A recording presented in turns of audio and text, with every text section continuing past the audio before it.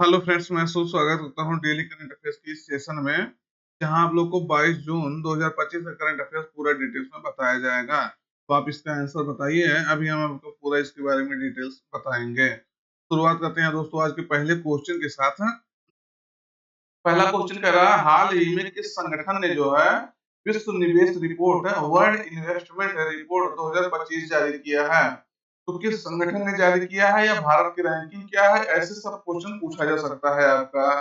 तो इसको कौन जारी किया है दोस्तों? विश्व बैंक, अंतर्राष्ट्रीय मुद्रा कोष, ये व्यापार एवं विकास पर संयुक्त राष्ट्र सम्मेलन, जिसे अंकटाड कहते हैं, या विश्व आर्थिक मंच। तो किसने दोस्तों जो है इसको जारी किया है रिपोर्ट को? बहुत महत्वपूर्ण रिपोर्ट है आपके लिए कि कौन जारी किया है आप लोग को बताना है। तो सही उत्तर आपका रहेगा व्यापार और विकास पर जो संयुक्त राष्ट्र सम्मेलन यानी अंकटाड है इसको जारी किया है। तो अंकटाड का फुल फॉर्म क्या है? अंकटाड का फुल फॉर्म है United nation conference on trade and development. तो यानी यूनाइटेड नेशंस में एक कॉन्फ्रेंस होता है जिससे जो है विकास और जो है ट्रेड और विकास को जो है बढ़ावा मिल सके। तो ये जो है कब स्थापित हुआ था? तो 1964 में जो है ये स्थापित हुआ था दोस्तों। कब हुआ था? 1964 में। जिनेवा में इसका जो है हेडक्वार्टर है, स्विट्जरलैंड के जिनेवा में। तो ध्यान रखना है विश्व लेवल पे ये जो है कार्य करता है। वर्तमान में समय में देखेंगे अगर इसको तो इसके लगभग जो है 195 मेंबर्स इसके सदस्य हैं। कितने सदस्य हैं? 195 देश जो है लगभग लगभग इसके सदस्य हैं। तो ध्यान रखना है। अब इसके बारे में और डिटेल्स देखते हैं क्या है पूरा। तो ये देखिएगा यूनाइटेड नेशंस कॉन्फ्रेंस है यहाँ फॉर ट्रेड एंड डेवलपमेंट ने जो है कॉन्फ्रेंस है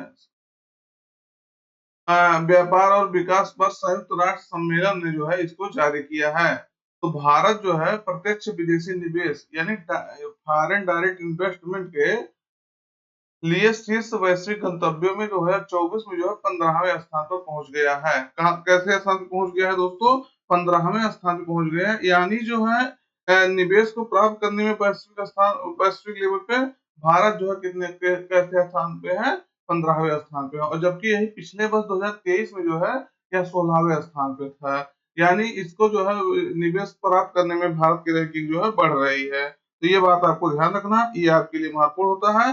सबसे ज्यादा रैंक अगर देखेंगे तो निवेश कहाँ प्राप्त हो रहा है? यूएसए को जो है सबसे ज्यादा एफडीआई प्राप्त हो रहा है। पहले स्थान पे आपका यूएसए है, सेकंड पे आपका जो है सिंगापुर है। क्वेश्चन आपके डायरेक्ट पूछा जाता है कि सबसे ज्यादा जो है इसमें कौन प्राप्त कर रहा है? तो एफडीआई सबसे ज्यादा यूएसए प्राप्त कर रहा है। और उसके बाद दूसरे स्थान पे जो है आपका सिंगापुर है। तीसरे स्थान पे आपका चीन का जो है हांगकांग है। क्या है दोस्तों? हांगकांग है। चौथे स्थान पे क्या है? देखिए पहला ये हो गया, दूसरा सिंगापुर हो गया, तीसरा हांगकांग हो गया, चौथा आपका जो है सॉरी चौथा आप जानिएगा, तीन आप याद रखिएगा। और 15वां स्थान किसका है दोस्तों? 15th प्लेस आपने जो है इंडिया का है। तो ये आपको ध्यान रखना है, ये आपके लिए महत्वपूर्ण हो जाता है। पिछले वर्ष से एक स्थान जो है भारत ने छलांग लगाया, मतलब एक स्थान जो है अच्छा रहा है भारत का इसमें। और देखेंगे इसके बारे में और जबकि प्रवाह में जो है मामूली गिरावट के बावजूद यह जो है 27.6 बिलियन डॉलर रहा है। तो ये आप ध्यान रखना है। रिपोर्ट जो है वैश्विक एफडीआई रुझानों और विकास पर जो है उनके प्रभाव को ट्रैक करती है। तो क्या करती है? जो फॉरेन डायरेक्ट इन्वेस्टमेंट है उसका क्या रुझान है, कहाँ कैसे हो रहा है और उस पर कैसे विकास हो रहा है, उनके प्रभाव को जो है ट्रैक करती है। कौन करता है? अंकटाड करता है। और भारत ने जो है एफडीआई के लिए दक्षिण एशिया में जो है नेतृत्व किया है। मतलब कह सकते हैं दक्षिण एशिया में सबसे ज्यादा निवेश जो है भारत में प्राप्त हुआ है, सबसे ज्यादा लीडरशिप रहा है यहाँ। और एशिया के जो है 605 बिलियन डॉलर के प्रवाह का एक बड़ा हिस्सा जो है आकर्षित किया। मतलब भारत ने जो है एफडीआई को जो है आकर्षित करने में एक बहुत महत्वपूर्ण भूमिका निभाया है दक्षिण एशिया में। मतलब एशिया के जो है जो 605 बिलियन डॉलर प्राप्त हुआ उसमें से लगभग जो है 27.6 बिलियन डॉलर जो है प्राप्त किया है। पिछले पिछले साल से थोड़ा थोड़ा सा कम हुआ है, लेकिन रैंकिंग में सुधार हुआ है। ये बात आपको ध्यान रखना है। अगला है क्वेश्चन, विश्व वर्षा वन दिवस यानी वर्ल्ड रेन फॉरेस्ट डे कब मनाया जाता है? ये आज जैसे क्या होता है, रेन फॉरेस्ट क्या होता है? जो वर्षा जो है वर्षा वाले क्षेत्रों में जो जंगल उत्पन्न होते हैं उनके बारे में जो है या उनके बारे में जो है जागरूकता बढ़ाने के लिए यह मनाया जाता है, उनके संरक्षण को बढ़ावा देने के लिए। तो ये जो है हम लोग 22 जून को यह दिवस मना रहे हैं। कब मना रहे हैं दोस्तों? 22 जून को मना रहे हैं, मतलब आज मना रहे हैं। अब देखते हैं इसके बारे में। तो जो वर्षा वन होते हैं, रेन फॉरेस्ट होते हैं, उनका बहुत महत्वपूर्ण योगदान होता है। उनके महत्व के बारे में अवेयरनेस फैलाने के लिए, जागरूकता बढ़ाने के लिए, और उनका जो संरक्षण होता है, उनके प्रयासों को बढ़ावा देने के लिए यह दिवस मनाया जाता है। तो 22 जून को यह दिवस मनाया जाता है। और इसका थीम है फॉरेस्ट एंड फूड, वन और भोजन। जो इंटरनेशनल फॉरेस्ट डे था, उसी का थीम जो है, दोनों का थीम जो है इक्वल है, बराबर रखा गया है। तो ये आपको ध्यान रखना है। कौन क्या है? फॉरेस्ट एंड फूड, वन और भोजन इसका थीम है। तो ये देखिएगा, रेन फॉरेस्ट आपका जो है इस तरह है। इसी इन्हीं को संरक्षण देने के लिए यह दिवस जो है मनाया जाता है। अगला है, चर्चा में रहा Sharavati lion tail macaque. Tail मतलब होता है, टेल में तो समझ रहे हैं, पूंछ वाला। तो मैकाक वन्यजीव अभयारण्य, मैकाक वाइल्ड लाइफ सेंचुरी किस राज्य में स्थित है? तो ये भी चर्चा में था, तो ये आपको बताना है ये किस राज्य में आपके स्थित है। विकल्प आपके सामने है, देखिए, कर्नाटक, तमिलनाडु, मध्य प्रदेश, महाराष्ट्र। तो सही उत्तर आपका रहेगा कर्नाटक में यह स्थित है। तो इसको आपको ध्यान रखना है। अब देखते हैं इसके बारे में। तो सागर तालुक में जो है शरावती शेर पूंछ वाले, मतलब टेल्ड वाले मैकाक वन्यजीव अभयारण्य में देसी हथियारों के साथ घुसने के आरोप में जो किसानों को गिरफ्तार किए जाने और बाद में उनको जमानत दिए जाने के बाद जो है तनाव बढ़ गया है। तो वहां का माहौल जो है, इस प्रकार से नेशनल मीडिया में कवर हुआ है कि जो ये वाइल्ड लाइफ सेंचुरी था, इसमें जो वहाँ के लोकल किसान थे वो हथियारों के साथ घुस गए थे। हथियारों के साथ क्यों घुसेंगे? क्योंकि यहाँ जो है, जो वाइल्ड लाइफ है, उनको जो है नुकसान पहुंचाएंगे, मतलब उनका जो है क्या करेंगे, शिकार करेंगे। तो इसके आरोप में उनको गिरफ्तार किया गया था। बाद में फिर विवाद हुआ तो जमानत दिया गया। तो इसके कारण से ये न्यूज में था, नेशनल न्यूज में था। तो यह अभ्यारण्य जो है कर्नाटक के शिवमोगा जिले में, शिवमोगा जिला आप ये ध्यान रखना है, शरावती नदी घाटी में स्थित है। तो ये शरावती नदी आप जानते होंगे कर्नाटक में है, महत्वपूर्ण नदी है। और यह पश्चिमी घाट का हिस्सा है, जो यूनेस्को का जो है विश्व धरोहर स्थल है। तो किसका स्थल है दोस्तों? यूनेस्को का जो है विश्व धरोहर स्थल है। इसको आपको ध्यान रखना है। तो यूनेस्को का फुल फॉर्म क्या होता है? United Nations Educational Scientific and Cultural Organisation. Bharat में अभी जो है कितने जो है प्लेस हो गए हैं? 43 जो है यूनेस्को के साइट हो गए हैं। तो ध्यान रखना है, United Nations Educational Scientific and Cultural Organisation, इसका स्थापना जो है कब हुआ था दोस्तों? तो इसकी स्थापना जो है आपका 1945 में हुआ था। 16 नवंबर 1945 को इसकी स्थापना हुआ था। पेरिस, जो फ्रांस की राजधानी है, पेरिस के फ्रांस में जो है, सॉरी, फ्रांस के पेरिस में ये इसका क्या है, हेडक्वार्टर है। और आपको बताना है पेरिस किस नदी के तट पर है, कमेंट करके बताइए, अभी मैं तुरंत आपको बताता हूँ। और इसमें जो है देखेंगे, इसका मुख्यालय आपको बता दिए। अब इतना ही इसके बारे में आपका महत्वपूर्ण डाटा था। तो इसको सबको ध्यान रखना। पेरिस की राजधानी आपसे पूछ रहे थे, पेरिस की राजधानी जो है कहाँ है दोस्तों? तो पेरिस की राजधानी आपका जो है कहाँ है? सॉरी, देखिए कंफ्यूज हो गया। फ्रांस की राजधानी पेरिस है। पेरिस किस नदी के तट पर है? तो पेरिस जो है किसके तट पर है? सीन नदी के तट पर है। इसको ध्यान रखना है। किस नदी के तट पर है? तीन नदी के तट पर। अभी यहाँ जब जो है ओलंपिक गेम हुआ था, तो ये पेरिस में हुआ था। इसके कारण से जो है ये क्वेश्चन पूछा गया था, न्यूज में काफी था कि ये जो है कहाँ है, पेरिस जो है किस नदी के तट पर है? तो सीन नदी के तट पर। 2-3 एग्जाम में ये क्वेश्चन पूछा जा चुका है, अभी रिसेंटली पूछा है। तो यूनेस्को के अगर देखेंगे तो 194 देश इसके जो है सदस्य हैं। तो ये आपको ध्यान रखना है। कितने देश सदस्य हैं? 194 जो है देश इसके सदस्य हैं। और ये भी ध्यान रखना है कि भारत में जो है अभी 43 यूनेस्को के साइट हैं। आपको बताना है सबसे विश्व में सबसे अधिक जो है किस देश के पास यूनेस्को के साइट है। तो यूनेस्को के साइट जो है किसके पास है, और सेकंड पे किसके पास है? भारत के पास जो है लगभग 6 प्लेस है भारत का इस साइट के नंबर में। तो ध्यान रखना है। अगला है, जनजातीय मंत्रालय द्वारा जो है भगवान बिरसा मुंडा पुरस्कार किस उद्देश्य से जो है शुरू किया गया है? तो अभी हाल ही में जो है जनजातीय कार्य मंत्रालय ने जो है इसको शुरू किया है। तो किस लिए शुरू किया है? आदिवासी शिक्षा के लिए, वन, सॉरी, इस पहला है सिकल सेल ड्रग्स के अनुसंधान के लिए, आदिवासी शिक्षा के लिए, वन संरक्षण के लिए, इनमें से कोई नहीं। तो इसमें से कौन शुरू किया गया है? स्किल सेल जो है ड्रग्स के अनुसंधान के लिए जो है इसको शुरू किया गया। अभी आपको पता होगा 19 तारीख को जो है सिकल से अवेयरनेस डे मनाया गया था। आपको मैं बताया था उसके बारे में पूरा, वहाँ 19 तारीख में आप जाके देख सकते हैं। तो उसी के बारे में जो है इसको ड्रग्स के उसके अनुसंधान करने के लिए, उसके जो है वैक्सीन के अनुसंधान करने के लिए यह जो है विकसित किया गया है, योजना जो है लॉन्च किया गया है। तो ध्यान रखना। सिकल से ड्रग्स के लिए अनुसंधान है, इस कार्य के लिए भगवान बिरसा मुंडा प्राइज रखा गया है। इसमें क्या है, जनजातीय कार्य मंत्रालय इसके तहत कार्य कर रहा है। इस प्राइज के तहत जो है सिकल सेल के लिए नई दवा विकसित करने के वाली संस्था को 10 करोड़ का फंड दिया जाएगा। यानी जो भी फंड, जैसे जो भी संस्था बोलेगी कि मैं सिकल सेल के लिए जो है मेडिसिन विकसित करूंगा, वैक्सीन विकसित करूंगा, उसको जो है 10 करोड़ का सरकार फंड देगी।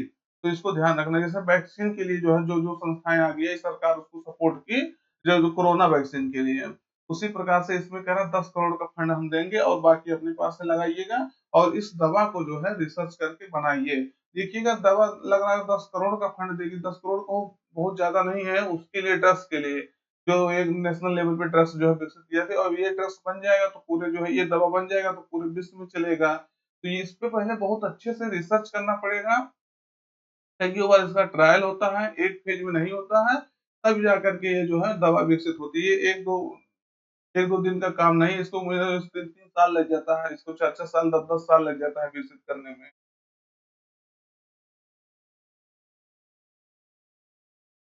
अगला क्वेश्चन दोस्तों, हाल ही में किस मंत्रालय ने जो है पूरे भारत में लिंग संवेदनशील योजना का जो है समर्थन करने के लिए जेंडर बजटिंग नॉलेज हब जो है लॉन्च किया है? तो ये जेंडर बजटिंग नॉलेज हब जो है किसने लॉन्च किया है? क्यों, किस लिए? वो भी लिंग संवेदनशील योजना का समर्थन करने के लिए। तो सामाजिक न्याय एवं अधिकारिता मंत्रालय, महिला एवं बाल विकास मंत्रालय, शिक्षा मंत्रालय, वित्त मंत्रालय। तो किसने जो है ये शुरू किया है जिससे लिंग संवेदनशील योजना का जो है समर्थन हो सके और जेंडर बजटिंग नॉलेज हब जो है लॉन्च किया है? तो महिला और बाल विकास मंत्रालय ने जो है इसको लॉन्च किया है। तो इसको ध्यान रखना है, कौन लॉन्च किया है? महिला और बाल विकास मंत्रालय इसको लॉन्च किया है। अब देखते हैं क्या है इसके बारे में। तो केंद्रीय महिला एवं बाल विकास मंत्रालय ने जो है पूरे भारत में लिंग संवेदनशील नियोजन का समर्थन करने के लिए जेंडर बजटिंग नॉलेज हब जो है लॉन्च किया है। क्या किया है? Gender budgeting knowledge hub launch किया है। यह क्या है? एक डिजिटल प्लेटफॉर्म है। इसका उद्देश्य होगा जो नीति निर्माताओं, शोधकर्ताओं और हितधारकों को जो है बेहतर नियोजन के लिए जो है लिंग विभाजित डेटा जो है और उपकरणों का उपयोग करने में मदद करना है। क्या करना है दोस्तों? जो लिंग आधारित जो है डेटा होता है उसको नीति निर्माताओं को क्या करना है, शोधकर्ताओं को और जो उससे हितधारक है उनको बेहतर नियोजन के लिए जो है लिंग विभाजित डेटा या लिंग आधारित डेटा जो है उसको उपकरणों का उपयोग करने में मदद करती है। तो इसके लिए ये कार्य करेगा, इस उद्देश्य से इसको लॉन्च किया गया है। आप देखेंगे यह पोर्टल जो है बजट में लैंगिक समानता को बढ़ावा देने के लिए, क्या करने के लिए दोस्तों? लैंगिक समानता में बढ़ावा देने के लिए नीति संक्षिप्त जो है बढ़ावा देने के लिए नीति संक्षिप्त विवरण, सर्वोत्तम अभ्यास जो सबसे अच्छा होगा, साधन प्रदान करता है और और क्या करता है? संसाधन प्रदान करता है। यह लैंगिक समावेशन पर जो है ध्यान केंद्रित करते हुए केंद्र और राज्य स्तरीय नियोजन जो है दोनों का समर्थन करता है। किसका करता है? केंद्र और राज्य दोनों स्तरीयों पर जो है कैसे प्लानिंग किया जाए कि जेंडर जो है जेंडर संवेदनशील जो है चीजें हों, तो ध्यान रखना है। अगला क्वेश्चन है, अगला क्वेश्चन है आपका, किस संगठन को जो है 2024-25 का प्रतिष्ठित डिजिटल भुगतान पुरस्कार यानी डिजिटल है पे प्राइज जो है दिया गया है? तो ये किसको दिया गया है? कहने मतलब डिजिटल रूप से जो है पेमेंट करने के लिए किसके जो है पुरस्कार दिया गया है? तो ये किसे दिया गया है? रिजर्व बैंक ऑफ इंडिया को दिया गया है, इंडिया पोस्ट पेमेंट्स बैंक को दिया गया है, आईपीपीबी या फोन पे या पेटीएम? इसको जो है डिजिटल भुगतान पुरस्कार वित्त मंत्रालय द्वारा दिया गया है। ये आपसे पूछा जा सकता है, यह पुरस्कार जो है किसके द्वारा दिया जाता है? तो दोस्तों ये पुरस्कार जो है आपके वित्त मंत्रालय द्वारा दिया जाता है। तो इसको अभी जो है India post payments bank IPPB इसको जो है दिया गया है, जो 2018 में जो है ये किया हुआ था, स्थापित किया गया था। तो ध्यान रखना, digital India post payments bank की स्थापना 2018 में हुआ था, संचार मंत्रालय के तहत जो है इसका स्थापना किया गया था। अब देखते हैं इसके बारे में, प्राइस के बारे में पूरा। तो India post payments bank IPPB इसको पूरे भारत में जो है डिजिटल भुगतान और वित्तीय समावेशन यानी फाइनेंशियल इंक्लूजन को जो है आगे बढ़ाने में उल्लेखनीय भूमिका के लिए वित्त मंत्रालय से प्रतिष्ठित डिजिटल भुगतान पुरस्कार जो है 2024-25 प्राप्त हुआ है। यानी क्या कहा सीधे आपसे, डिजिटल डिजिटल भुगतान करने में और वित्तीय समावेशन फाइनेंशियल इंक्लूजन को जो है बढ़ावा देने के लिए, आगे बढ़ाने में उल्लेखनीय भूमिका के लिए। अब यहाँ एक टर्म आया है वित्तीय समावेशन फाइनेंशियल इंक्लूजन, इसका मतलब क्या होता है? तो कहने का मतलब लोगों को ज्यादा से ज्यादा जो है ज्यादा से ज्यादा वित्तीय चीजों में जो है लाभ बढ़ाने के लिए, बैंकों को पहुंच प्रदान करने के लिए, डिजिटली चीजों को पहुंचाने के लिए, कार्य करने के लिए, मतलब जो सबसे ज्यादा जोड़ना उनको है ऑनलाइन चीजों से, उसके बाद बैंक से जोड़ना, ये सब चीजें क्या होता है, वित्तीय समावेशन होता है। तो उनको जो है इसलिए दिया गया है। तो डिजिटल भुगतान पुरस्कार के बारे में देखेंगे, तो यह पुरस्कार जो है वित्त मंत्रालय के वित्तीय सेवा विभाग द्वारा पूरे भारत में जो डिजिटल भुगतान पारिस्थितिकी तंत्र को जो है जो इकोसिस्टम है को बढ़ावा देने के लिए उत्कृष्ट प्रयासों को जो मान्यता देने के लिए स्थापित किया गया है। अगर देखेंगे तो कौन कौन इसके लिए पात्र हो सकता है, तो इसके लिए जो है डिजिटल भुगतान में नवाचार और प्रभाव प्रदर्शित करने वाले बैंकों, भुगतान बैंकों, फिनटेक कंपनियों और अन्य वित्तीय सेवा प्रदाताओं के लिए खुला है। यानी जो भी डिजिटल भुगतान में नवाचार और प्रभाव प्रदर्शित कर रहा है, करने वाले बैंक हो गए, या जो है भुगतान बैंक हो गए, पेमेंट बैंक हो गए, या फिनटेक कंपनियां होगी, फाइनेंशियल टेक्नोलॉजी वाली कंपनियां हो गई, और जो है अन्य वित्तीय सेवा प्रदाताओं के लिए जो है खुला है, ये मतलब इसको दिया जा सकता है। अगर विशेषताएं देखेंगे तो वित्तीय साक्षरता, पहुंच और सुरक्षित भुगतान में जो है योगदान देने वाली संस्थाओं को जो है पुरस्कृत किया जाता है इसके तहत। तो इसको ध्यान रखना है। और इसकी विशेषता क्या है, प्रदर्शन सूचकांक, नवाचार और आउटरीच के आधार पर जो संस्थाओं का मूल्यांकन करता है ये। अब देखेंगे इंडिया पोस्ट पेमेंट्स बैंक जो है IPPB, इसके बारे में। तो ये जो है 1 सितंबर 2018 को के सरकार द्वारा लॉन्च किया गया था। और ये क्या करता है, बड़े पैमाने पर जो वित्तीय समावेशन को बढ़ावा देता है, फाइनेंशियल इंक्लूजन को जो है बढ़ावा देता है, लोगों को जो है वित्तीय संस्थाओं से जुड़ने के लिए, बैंकों से जुड़ने के लिए, उनको वित्तीय चीजों को लाभ लेने के लिए, डिजिटली जो है चीजों को जैसे ऑनलाइन पेमेंट करने के लिए, ये सब चीजें जो है करता है। ध्यान रखना, संचार मंत्रालय के तहत कार्य करता है। यह एक जो है पेमेंट बैंक है, भुगतान बैंक के रूप में कार्य करता है। और जब ये इंडिया पोस्ट पेमेंट्स बैंक, इसे जो है घर घर जो है क्या कहते हैं, बैंक के नाम से जाना जाता है, क्योंकि ये जो है घर जाकर के पैसा भी प्रोवाइड करता है। तो इसको ध्यान रखना है। तो ये चीजें आपके लिए महत्वपूर्ण है। आज का करंट अफेयर्स हम लोग का यहीं पर समाप्त होता है। आज संडे भी है तो उतना ज्यादा आपका करंट अफेयर्स नहीं रहेगा, लेकिन हम लोग जो है रिवीजन 1 मिनट में कर लेते हैं, तब जो है आपका और जो है सेशन इंटरेस्टिंग हो जाएगा, आपका पढ़ाई और इंटरेस्टिंग हो जाएगा। तो हिंदी भाषा के लिए जो है बाल साहित्य पुरस्कार 2025 किसे प्रदान किया गया है, तो सुशील शुक्ला को जो है प्रदान किया गया है। इनका जो है क्या लेखन था जिसके लिए दिया गया है, और इसमें जो है 50,000 रुपया जो है प्राइज के रूप में दिया गया था। 2010 से इसको जो है शुरुआत किया गया था। तो ध्यान रखना है। चर्चा में रहा बाजाऊ जनजाति जो है मुख्यतः किन देशों में पाई जाती है, तो इंडोनेशिया, मलेशिया और फिलीपींस में पाई जाती है। ये जो है 5 से लेकर के 13 मिनट तक जो है समुद्र में डूबे रहते हैं, पानी में डूबे रहते हैं, इसलिए ये न्यूज में थी, अध्ययन वगैरह हुआ था। अगला चर्चा में रहा इडुक्की वन्यजीव अभयारण्य है। इडुक्की वाइल्ड लाइफ सेंचुरी राज्य में स्थित है, तो ये आपके केरला में है। कहाँ है दोस्तों, केरला में है इडुक्की वन्यजीव अभयारण्य।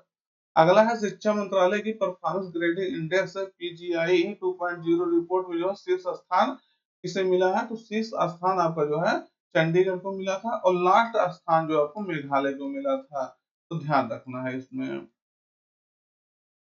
अगला है हाल ही में जारी वैश्विक जीवंतता सूचकांक यानी ग्लोबल लाइबिलिटी इंडेक्स 2025 में जो है शीर्ष स्थान किस शहर और देश ने प्राप्त किया है, तो शीर्ष स्थान आपको किसको मिला है, विकल्प आपके सामने है, आपको इसको बताना है। तो सही उत्तर आप करेगा डेनमार्क की राजधानी कोपेनहेगन को जो है, इसको दोस्तों कोपेनहेगन को जो है क्या किया गया है, ग्लोबल लाइबिलिटी इंडेक्स जो है 2025 दिया गया है, तो ये आपको ध्यान रखना है। तो आज का सेशन दोस्त यहीं पर रखते हैं। और हाँ, यहाँ आपको ये ध्यान रखना है, टॉप 100 जो है सिटी में भारत का कोई भी सिटी शामिल नहीं। 120वें स्थान पे आपका दिल्ली है और 121वें स्थान पे आपका मुंबई है। तो ये बात भी आपको ध्यान रखना है। दोस्त आज का सेशन यहीं पर रखते हैं।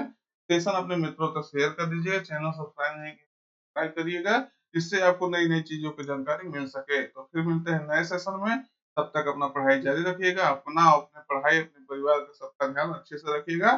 समाज में ऐसा करिएगा काम जो समाज के लिए हित में हो, देश के हित में हो। तो फिर मिलते हैं नए सेशन में। Thank you.